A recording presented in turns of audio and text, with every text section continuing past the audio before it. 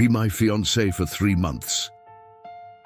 Alexander Hawthorne's voice was low, steady, and dangerously calm.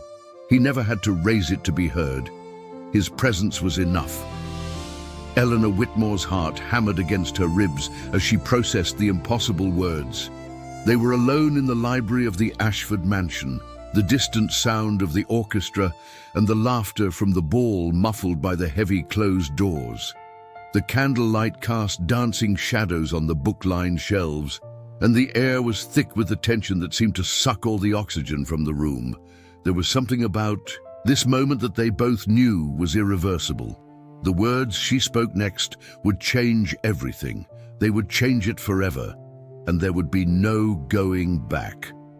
Before we dive into this story, drop a comment below, rate it from 1 to 10, and let us know what city you're listening from.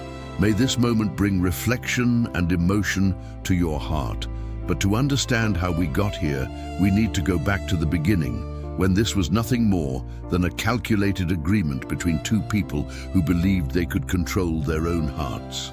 Eleanor Whitmore was 25 when that year's social season began, and she had already given up on finding a husband. She possessed a unique kind of beauty, one that didn't beg for attention, but inevitably captured it. Her hair was a deep brown, almost black in the candlelight, falling in elaborate curls that framed a face of delicate yet determined features. Her eyes, an amber shade that seemed golden in certain light, held a sharp intelligence and an old sadness that few ever noticed. Tall for the standards of the era, with the impeccable posture that years of refined education had molded, Eleanor moved with an effortless, natural grace. Her hands were slender, with long, elegant fingers, always busy with embroidery or a book, avoiding the idleness she so despised. There was something in her bearing, in the way she held her chin slightly lifted and her shoulders perfectly straight, that revealed a woman accustomed to facing the world with dignity, even when that world insisted on hurting her. The wound Eleanor carried was invisible to the casual observer, but as deep as an abyss. The daughter of a once prominent family who had lost their fortune in disastrous investments, she had grown up watching the society that once embraced her turn its back. The invitations to balls stopped coming. Childhood friends would cross the street to avoid her. The suitors who once lined up at her door vanished like smoke in the wind. At 20, when her father passed away from a broken heart, leaving behind only debt and a mortgaged estate, Eleanor learned a cruel lesson. In high society, a person's worth was measured by the size of their bank account, not the quality of their character. Since then, she had built a quiet, independent life, working discreetly as a paid companion for elderly women of the upper crust, earning just enough to keep a small apartment and her dignity intact. She wasn't looking for marriage. She didn't want exposure. The invisibility she had achieved was her refuge, her safe harbor, in a world that had already proven to be far too cruel. Alexander Hawthorne was the opposite of everything Eleanor avoided. At 32, he was the most talked-about man of the season, desired, unattainable, and wrapped in carefully controlled rumors. Towering at well over 6 feet, he commanded respect before he even spoke, with striking features that looked as if they were sculpted by a Renaissance artist. His hair was black as a raven's wing, always impeccably combed back, revealing a broad, intelligent forehead. His eyes were a blue so deep they seemed to hold entire oceans. Eyes that could see past facades and social masks. His jaw was strong and defined, and a small scar cut through the corner of his left eyebrow, the only trace of a fall from a horse in his youth. His hands were large and firm, the hands of a man who, despite his status, wasn't afraid to ride across his own lands or personally examine the ledgers of his estates. He dressed with an elegance that seemed too natural to be learned, in perfectly tailored tailcoats that hugged his broad shoulders and silk vests that accentuated his narrow waist. Alexander was handsome to an almost indecent degree, and all of society knew it. But behind the perfect facade, Alexander carried his own burdens. The premature death of his parents in a fire that consumed the east wing of the Hawthorne mansion when he was just 19 had made him the head of a family he wasn't prepared to lead. His younger sister, Charlotte, only 15 at the time, became entirely dependent on him. The family's vast holdings required constant management. Society expected him to marry, produce heirs, and continue the lineage. And Alexander was tired. Tired of living up to a perfect image. Tired of women who saw him only as a name, a fortune, a trophy to be won. Tired of ambitious mothers pushing their vapid daughters in his direction. Of empty smiles and superficial conversations about the weather and the latest scandals. There was something in his eyes when no one was watching that revealed a profound loneliness, a void that no lavish ball or countryside hunt could fill. How many nights had he spent awake in his study, staring at the portrait of his parents above the fireplace, wondering if he would ever find someone who saw the real him, beyond the name and the fortune. They met at the opening ball of the season at the Ashford mansion. Eleanor was there as a companion to Mrs. Pemberton, a 70-year-old widow with a sharp tongue and a kind heart who had hired her 3 years prior. She wore a modest light blue muslin dress without the elaborate adornments of the other young women present, and kept to herself near the wall, watching the couples twirl on the dance floor with an expression that mixed nostalgia and resignation. That's when she felt a gaze on her. A gaze that didn't ask for permission, that didn't apologize. She turned and found Alexander Hawthorne just a few feet away, an untouched glass of champagne in his gloved hand, his blue eyes fixed on her with an intensity that made her hold her breath. "You look bored." It wasn't a question. His voice was deep, modulated, with a timbre that seemed to resonate somewhere deep inside her. "And you seem overly observant for a man of your stature," Eleanor replied before she could stop herself, her tone neutral despite her racing heart. Alexander raised an eyebrow, a flicker of surprise and amusement crossing his aristocratic face. "You know who I am." "Everyone knows who you are, Mr. Hawthorne.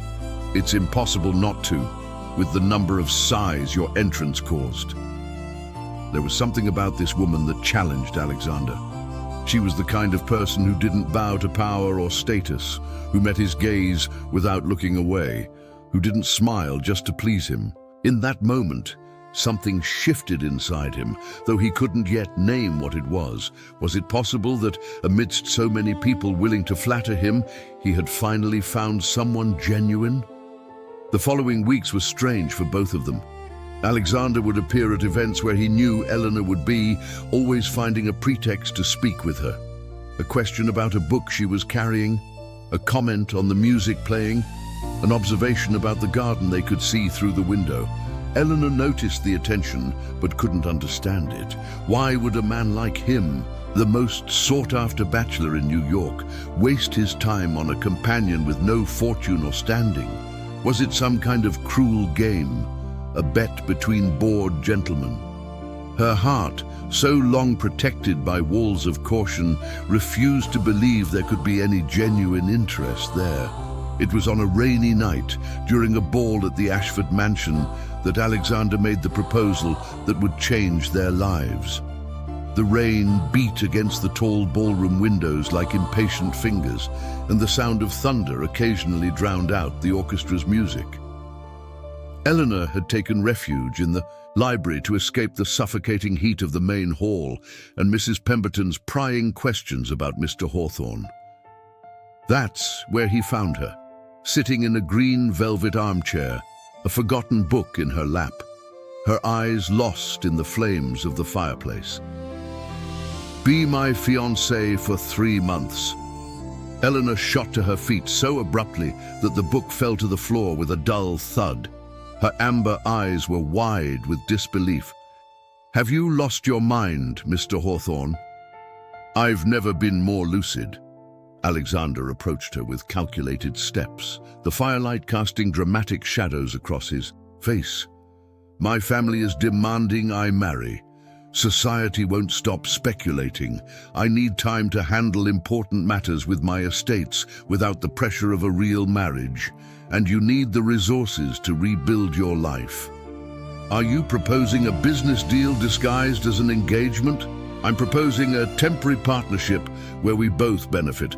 3 months of a public engagement. Balls, dinners, calculated appearances, an elegant breakup at the end where you will be seen as the wronged party, earning society's sympathy, and a generous sum that will allow you to live comfortably for the rest of your days."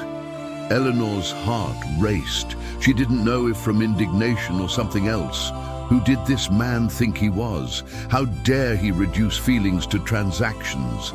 And yet, there was a small, treacherous part of her that considered the offer. 3 months, public appearances, an elegant breakup, no love, no intimacy beyond what was acceptable, nothing that could leave a scar. Why me, Mr. Hawthorne? There are dozens of young women at this ball who would give anything to be in my place. Alexander looked at her in a way that made her knees feel weak. That's precisely why, Miss Whitmore. You wouldn't give anything. You wouldn't surrender so easily. You challenge me, you question me, you look at me as if I were just a man, not a name. For the first time in years, I've found someone who doesn't look at me and see only dollar signs and the Hawthorne family fortune. The silence between them wasn't uncomfortable. It was complicit, charged with possibilities, with unasked questions and answers they both feared to give. Outside, the rain continued to fall, washing the streets of New York City clean, as if nature itself wanted to mark the moment. The days dragged on like sand slipping through her fingers as Eleanor pondered the proposal. Each dawn brought the same restlessness that refused to leave. She consulted Mrs. Pemberton, who knew her better than anyone and had always offered wise counsel. "Alexander Hawthorne?" Mrs. Pemberton repeated, her wrinkled eyes twinkling with a mix of surprise and amusement. "My dear, you're playing with fire." "I know, ma'am. That's why I'm hesitant." "Hesitant?" The old woman laughed, a warm, raspy sound. "You should be terrified. That man is dangerous." "Dangerous how, ma'am?" "Dangerous because he's the kind of man who makes a woman forget all her sensible resolutions. Dangerous because beneath that icy facade, there's a heart few have ever seen. And dangerous because if you're not careful, you'll fall in love with him before the first month is over." Eleanor wanted to deny it, to argue that her heart was well protected, that she would never be so foolish. But the words wouldn't come. Could Mrs. Pemberton be right? Was it possible she was already walking toward the edge of a cliff? A week later, Eleanor accepted.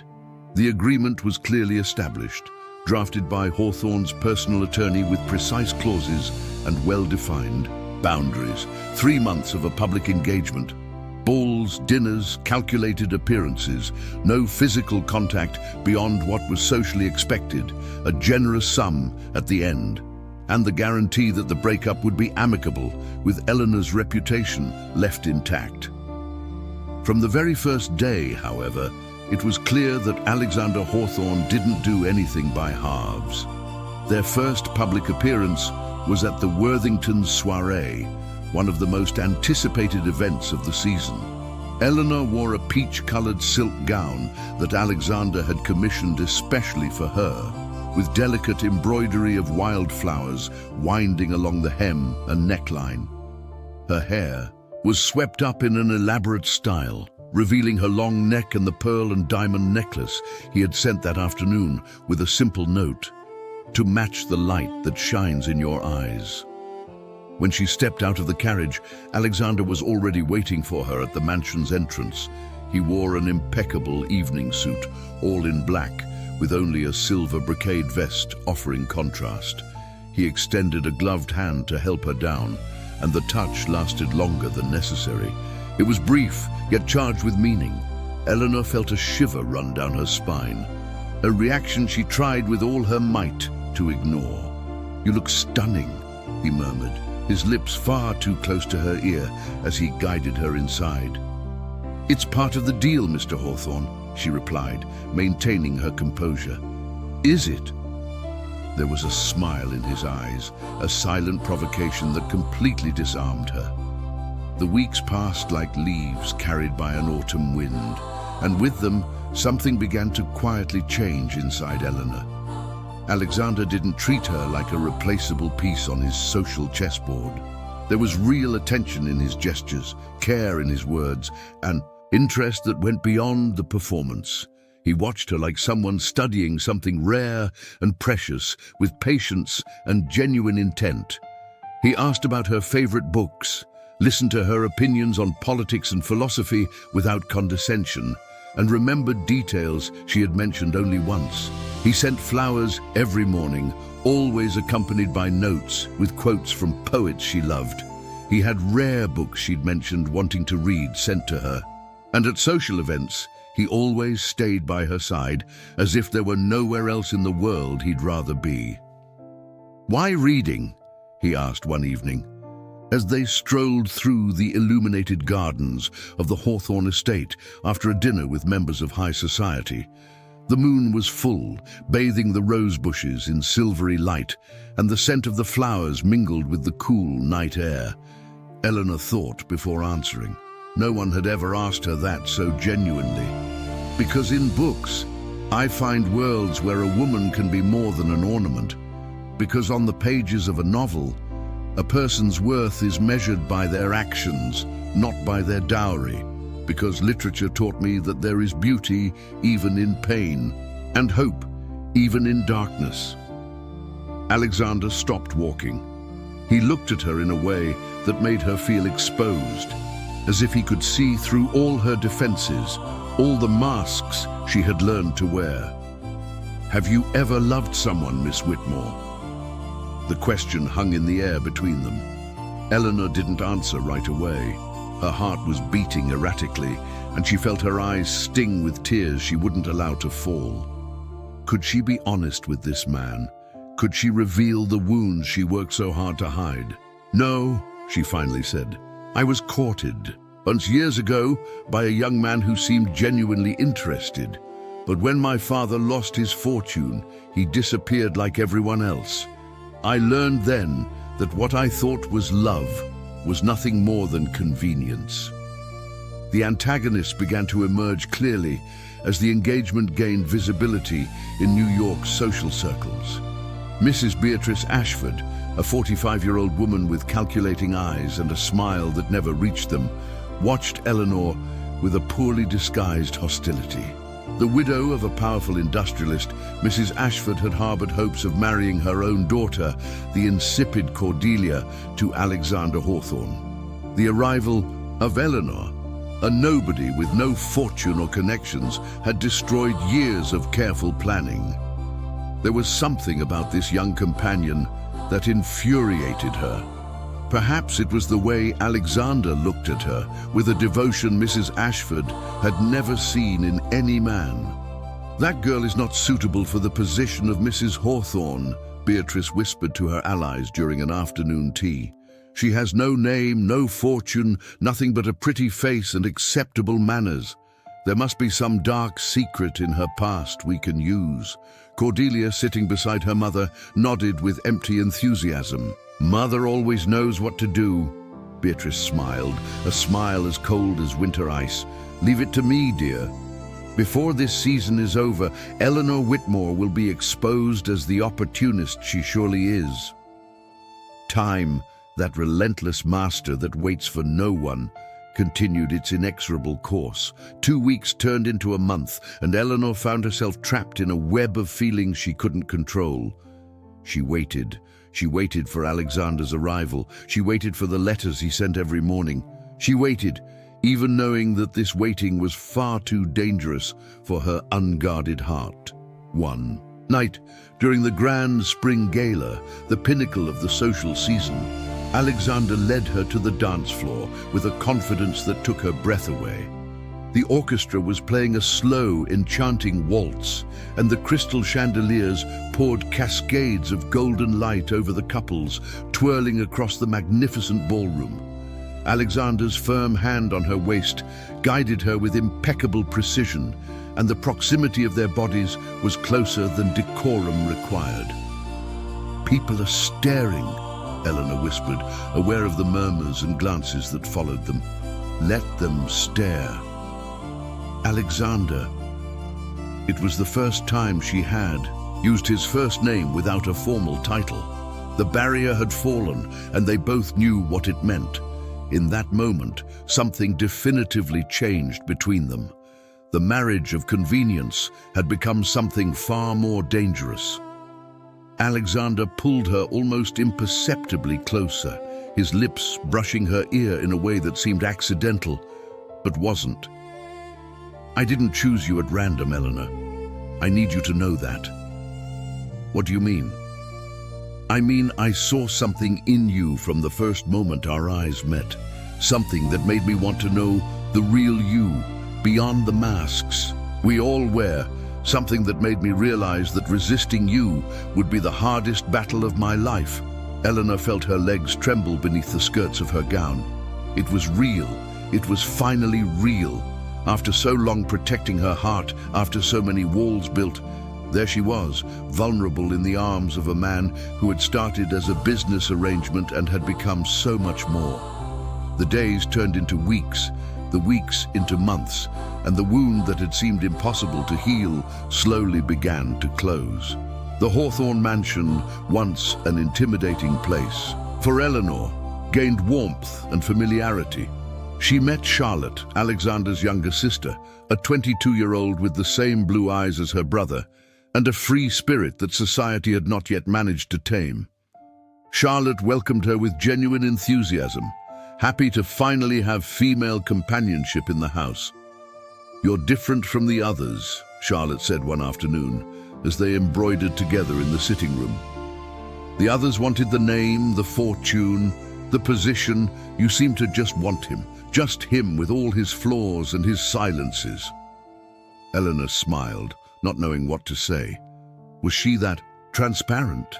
But Mrs. Ashford had not given up on her plans. She secretly hired private investigators to dig into Eleanor's past, searching for any information she could use against her. And she found it.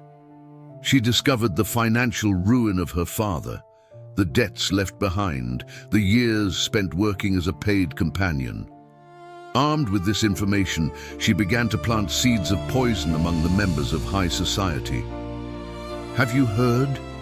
Beatrice would whisper at dinners and afternoon teas, a serpentine smile curving her painted lips. "The great Hawthorne's fiancée is nothing but a glorified servant. Her father died drowning in debt and scandal. She's surely using her wiles to trap poor Alexander in her clutches." The rumors began to spread like wildfire through the drawing rooms of New York. Glances that were once curious turned to judgment and contempt. Malicious whispers followed Eleanor wherever she went.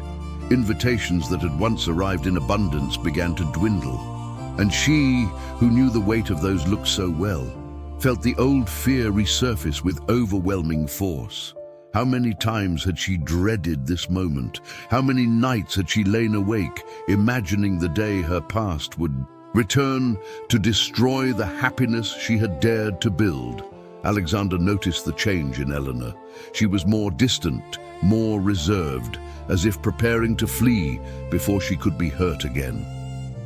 One night, after a particularly tense dinner where the whispers had been more blatant and cruel than ever, he found her alone in the mansion's library, her face bathed in silent tears she was trying to hide. "Eleanor." His voice was soft but firm. "Talk to me, please. You don't know. You don't know what they're saying about me." "Yes, I do. I hear every word, every lie, every piece of poison, and I don't care about any of it." Eleanor looked up, surprised and disbelieving. "How can you not care? Your name, your family, your position in society?" Alexander came closer, kneeling before her like a medieval knight before his lady. He took her hands in his, and there was something in the gesture, a tenderness she hadn't expected from a man with his reputation for coldness. "I care about you, Eleanor. Only you. Everything else is meaningless noise. I'm a nobody, Alexander. My father died in disgrace, leaving only debt and shame. I worked as a paid companion to survive. I have nothing to offer a man like you." The words came out like a dam breaking after years of silent restraint. Eleanor wept. She wept as she hadn't in years. She wept until there were no tears left, while Alexander held her tightly against his chest, absorbing all the pain she had carried alone for far too long. "You have everything to offer me," he said when she had finally calmed down. "You have your intelligence, your dignity, your courage to face the world, even when it insists on being cruel. You have the way you smile when you think no one is looking. You have the passion in your eyes when you talk about literature. You have the sound of your laugh, which is the most beautiful music I've ever heard. You have yourself, Eleanor, and that is more than any fortune or title could ever buy." Neither of them spoke for a long moment. There was no need. The silence between them was complicit, filled with words that didn't need to be spoken, with promises their eyes had already made. And then Alexander did something that would change everything. He leaned in, slowly, giving her time to pull away if she wanted, and kissed her. It was a soft kiss at first, hesitant like a question. But when Eleanor responded, her fingers tangling in his hair, the kiss deepened into something more. It was the promise of a future. It was the surrender of two souls who had fought too long against the inevitable. The harsh winter gave way to a glorious spring, and as the flowers bloomed in the gardens of New York, something also blossomed within those two wounded hearts. The 3-month contract was nearing its end, but neither of them mentioned the subject that hung between them like a ghost. It was as if they were both waiting for the other to make the first move, not knowing they both wanted the exact same thing. What did fate have in store for these two scarred souls? Who could say? Mrs. Ashford, realizing her rumors hadn't had the desired effect of driving Alexander away from Eleanor, decided to resort to more drastic and cruel measures. She organized a grand ball at her mansion and ensured that all of society would be present. Her plan was simple and devastating: to humiliate Eleanor publicly, exposing her as an opportunist and forcing Alexander to choose between his name and this unworthy woman. The night of the ball arrived with the feel of a coming storm. Heavy clouds covered the New York sky, and Eleanor felt an unease she couldn't explain, a dark premonition squeezing her heart from the moment she woke up. When she entered the magnificently decorated ballroom on Alexander's arm, she knew immediately that something was wrong. The stares were too hostile, the whispers too loud, the smiles too cruel. Mrs. Ashford approached with a glass of champagne in her hand and venom in her eyes. "How lovely that you could make it," she said, her voice as sweet as poisoned honey. "I was just telling our guests about Miss Whitmore's fascinating story. The daughter of the bankrupt failure who became a servant and is now trying to land a hawthorn. What a charming fairy tale, don't you think?" The silence that followed was deafening. All eyes turned to Eleanor, waiting for her to crumble, to flee in tears, to prove the rumors were true. Her legs felt rooted to the floor. The breath caught in her throat. A knot formed in her chest, so tight she thought she might suffocate right there. But then something unexpected happened. Alexander stepped forward, positioning himself beside Eleanor with an authority that allowed no argument. His expression was icy, controlled, but there was fire in his blue eyes. "Mrs. Ashford," he said, his voice low and dangerous like the growl of a lion, "you are in my presence, insulting the woman I intend to make my wife. I suggest you choose your next words very carefully." "Your wife?"